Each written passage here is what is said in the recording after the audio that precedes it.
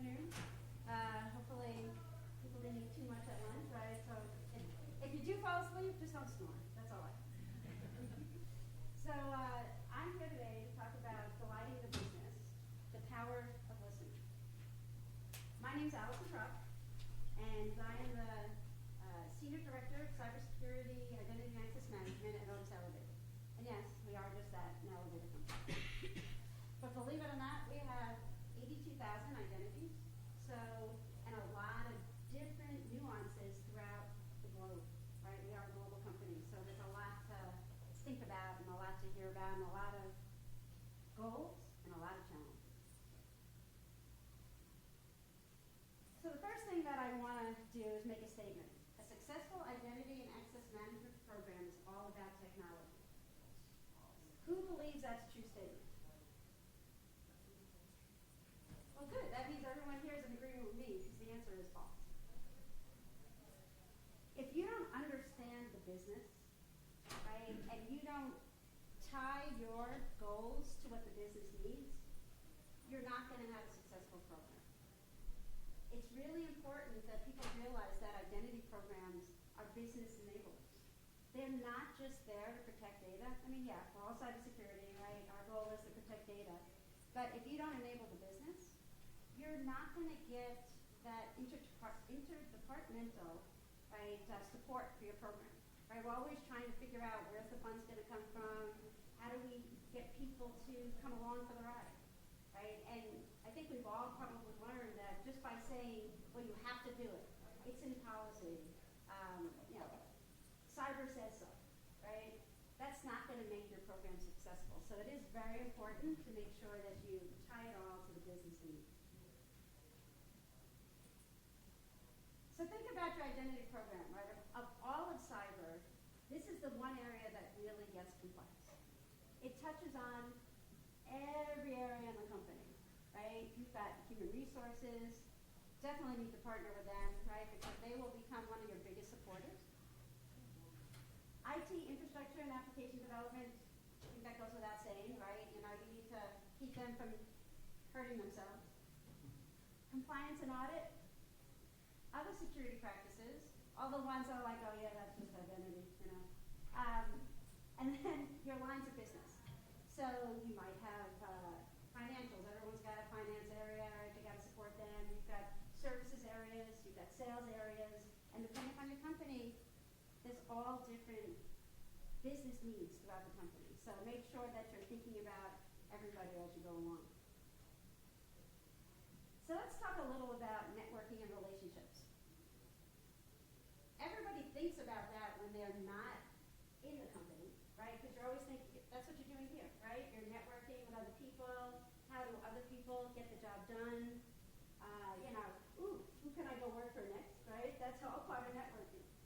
But networking is just as important in your company. And building relationships in your company is really very, very, very important. So think about, every day you want to figure out, okay, who are the people that make the decisions? Who are the people that know the goals or the challenges? Those challenges are really important to make you successful, right? Because there's so much that you can do to tie those goals and those challenges to your identity program and the tools that you have. Set up quarterly meetings with those business partners around the globe, right? You're going to see challenges in different countries. So make sure you diversify and you build relationships. I mean, I'll be honest, I think I spend more time talking to people than I actually do doing anything, right? Because that is how I can actually help the business. So think about listening, right? You're going to hear people, name some of the most common things that you hear all the time. I have too many passwords to remember. Where can I put them? I have, it takes too long for me to get access to what I need to do my job, right? When people start, it takes too long. I need salespeople to be up and running day one. They need to start making money for the company the day that they start. for the help desk to have to worry about resetting passwords, right? You hear these kind of things all the time. There's always things that people are talking about. And what you need to do is say, well, we can fix that, right? We're problem solvers. That's what identity people do. And I'm sure that's probably why you're all in that industry, right? Because it's never a dull moment. It's fun. You get to help enable the business, right? You get to help protect and secure what we all call insider threat, right? So then think about your tools, right? That if you go passwordless, then they don't need to have to worry about all these passwords, right? Or at bare minimum, implement a single sign-on solution so they only have that one password to log in, right? So depending upon the money that you have in the budget and what you can implement, there's always ways, right? There's always ways that you can help the business. The concept of, I need all the access that I need day one. Think about your IGA tools, right? You build out role-based access control. Better yet, use attribute-based access control based on HR job titles, if you're lucky enough to have clean data and be able to do that. So always be thinking about how your tools can map to those problems.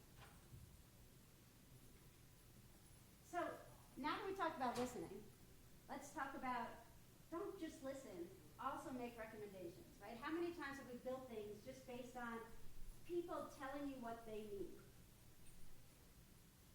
So, I asked everybody if they could hear me. Hit the button? Oh yeah, hit the button. Sorry about that. How come nobody told me that they couldn't hear me? All right, so you don't just listen, you also need to make recommendations, right? So, this is obviously not what we do every day, but you walk into a store, the guy's like, hey, I'm looking for a toothbrush.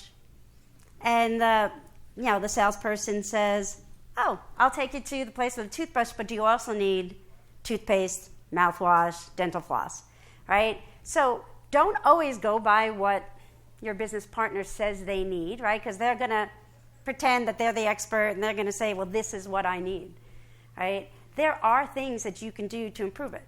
So they might say, hey, I need to know that somebody has an ID day one, right? But then you're going to say to yourself, well, I'm sure you need more than just email, right? Don't you also need access to these 5 systems, right? Utilize your tools to help delight them, right? Because now they'll be like, oh, yeah, that would be great. So don't just go by what they tell you. So think about your human resources area, right? You've got your lifecycle management, joiner, mover, leaver, birthright access or attribute-based access control, role-based access control, process improvements and integration, merger acquisitions, non-employee management. So those are like the basic concepts that tie to HR, but I'm going to tell you a story. So here at Otis, I spent a lot of time talking to my HR counterparts, right, our vice president of HR operations, and she was talking about, we've got field service people and factory workers, they don't even get an email. They don't even get an email address. It costs too much money, right? We all hear that all the time, right? Cut costs every way you can. But they wanted to make sure that people can get access to the HR systems themselves. They shouldn't have to ask their manager for a copy of their pay stub. Then COVID hit, and they wanted to be able to track vaccination status. And then the wars all started, right? So there's a lot of bad things going on in the world, not just cyber, but unfortunately, physical bad things. And they wanted to make sure that people updated their contact information and their emergency contacts. So our identity program partnered with them, and we were able to use our tools to create synthetic identities for these people that didn't get the official, accounts, right? They are not the people that would have an Active Directory account. They're not office workers. They don't need that stuff day to day. But we were able to use our program to help build things out, and now everybody has access to their HR tools. But had we not spent time talking to them, we wouldn't have realized that they had this challenge, and we would have gone on our merry way, giving the office workers what they need, and just assuming that, well, if the other people needed something, they'd come tell us, right? Compliance and audit. I think that's an area that pretty much goes without saying, right? There's going to be audit findings, there's going to be gaps, so think about all the ways that we cross over with compliance and audit. And actually, let me take a step back. I think one of the big ones is terminations, right? When people leave the company, if you're not cleaning up access along the way and you're leaving accounts out there, right, not only is there a way for people to potentially come into the company if you're not paying attention to any of that, right, you need to build out processes, right? A lot of people will build out, say, inactivity controls. Well, that's great, right? That helps to mitigate some risk. But usually those controls are, well, if nobody's logged in 90 days, then let's do something. But you can use your tools to obviously offboard them immediately. The more you integrate into your tools, the more successful that program will be. Lines of business, right? So we talked a little about what a line of business is. You've got your finance areas. Finance, reviews and certifications, right? Sarbanes-Oxley, everybody has to worry about that. Financial controls. You can automate and augment just about any process that the business has. So always listen to what they have to say, because you're going to find that there are ways that you haven't actually implemented yet that they can benefit from. Understand their access needs. A lot of people don't go down the path of role-based access control. It does take a lot of work, and it does take a lot to maintain it. But there are ways to create self-service models as well, right? Especially with the ease of a lot of the tools nowadays versus, when I first started RBAC 20 years ago, it was a lot of work and required a large team to do it. But think about the benefits to the company, right? The amount of time and money that gets lost because it takes 3 weeks, 3 months. When I first started at Otis, it took up to 3 months to get the access you needed to do your job. So to have brought that down to, a day in some cases, a week in others, that's a major win for the company. Outsourcing risks, right? That's a lot of folks are out there saying, oh, well, I'm going to take this job and outsource it. Well, what you don't think about is, wow, those outsourced areas are usually very cookie cutter, right? Very repeatable, the access that's needed for these folks. But there's also high turnover. So you're going to start hearing them say, well, this is just too hard. Every time I bring someone on board, it takes forever. And so they start saying, can I just create an account that people can share, and then I can assign it to a person later, and we all know that's really bad practice, right? So, you build out some of these automation processes so you don't have to worry about that, and you help them at the same time. So that's a perfect example of, they say, oh, this is what I need. I need accounts that I can just hand people, right, when that day happens, and then I'll just give it to the next person, and so on and so on. If we listened to them, we'd have really bad practices in place. Bot integration for process automation. A lot of things are being automated these days. Getting accounts and actually having those accounts do people-oriented things. Well, think about as a person, right? If you haven't implemented a full-blown passwordless environment, you've got passwords. So you have to reset those passwords every 90 days. Well, guess what happens to those bots every 90 days? They're not working. Downtime, they lost track, they forgot to go in, that person's on vacation who has access to reset those passwords. So you hear that challenge, you're like, oh, I know it's not privileged access, but I can use my privileged access management tool to rotate those passwords. So think outside the box, right? Your tools are there for certain reasons, but they might be usable to do something else to delight the business.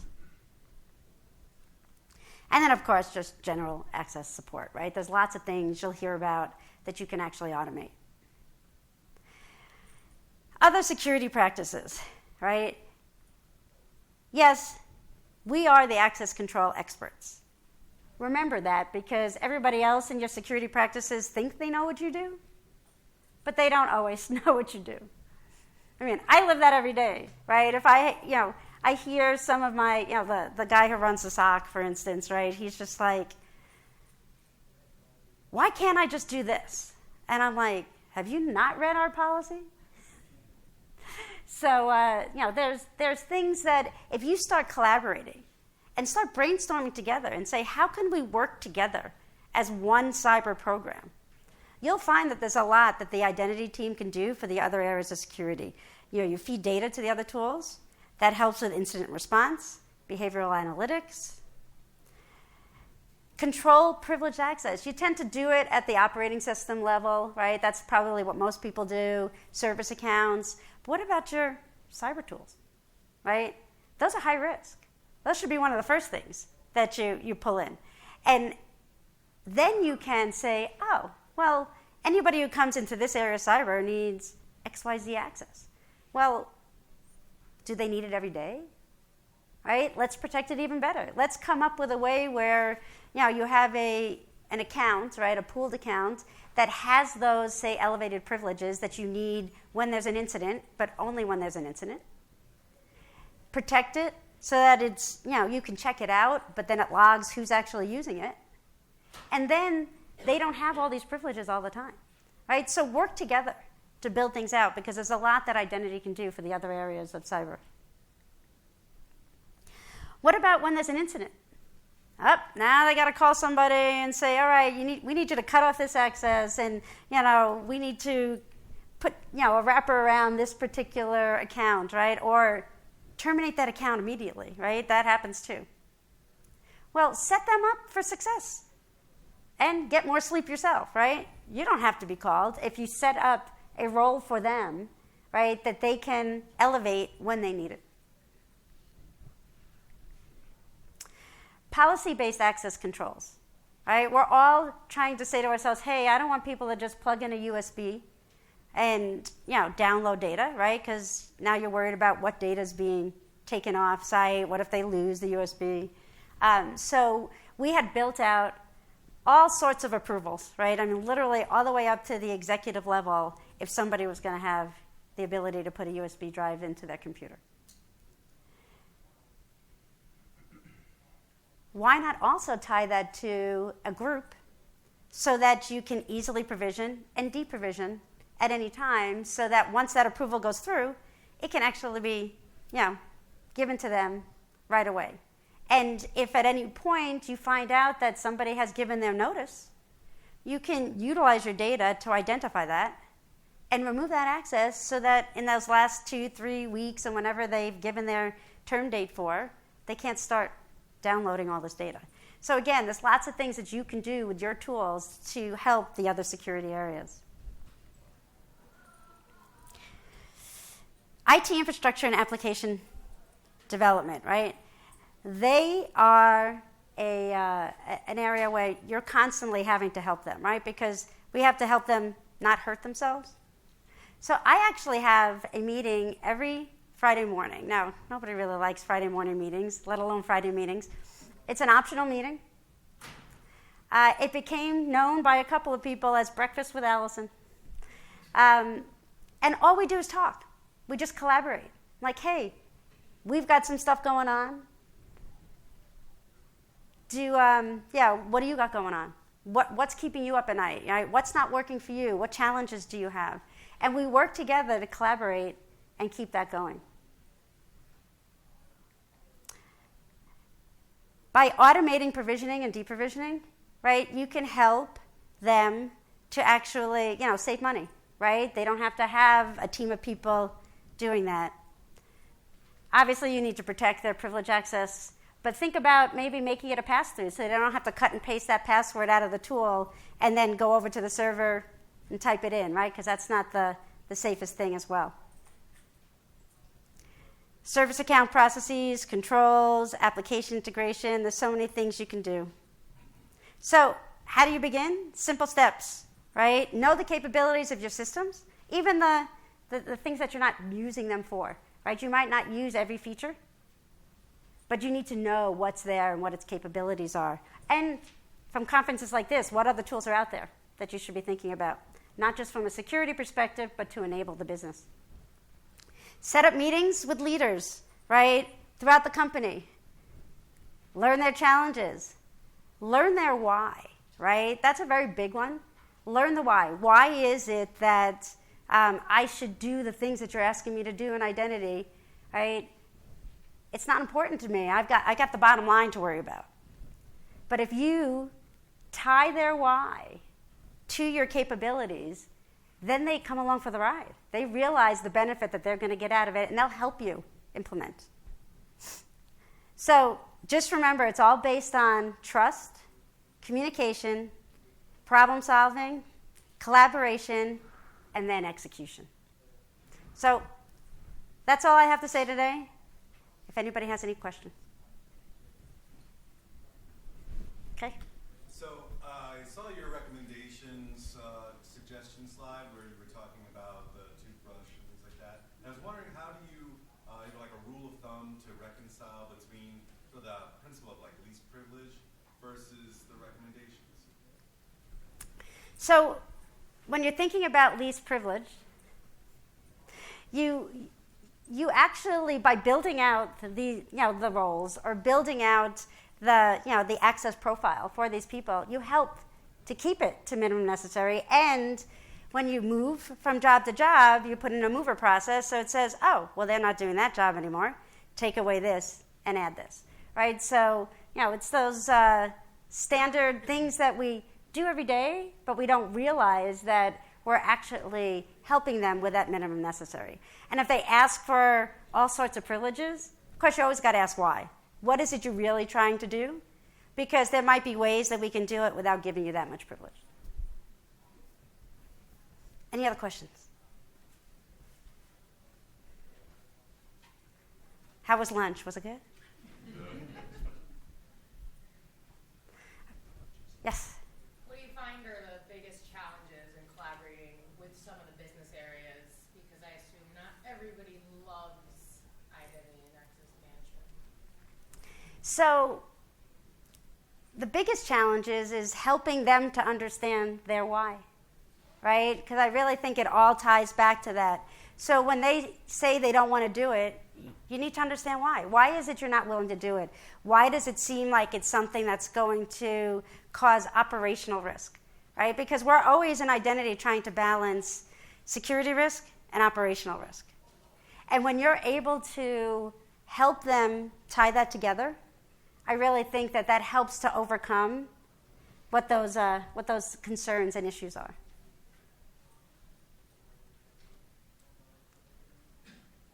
Any other questions? If not, I'll give you time for a bio break, and thanks for... we got a question over here.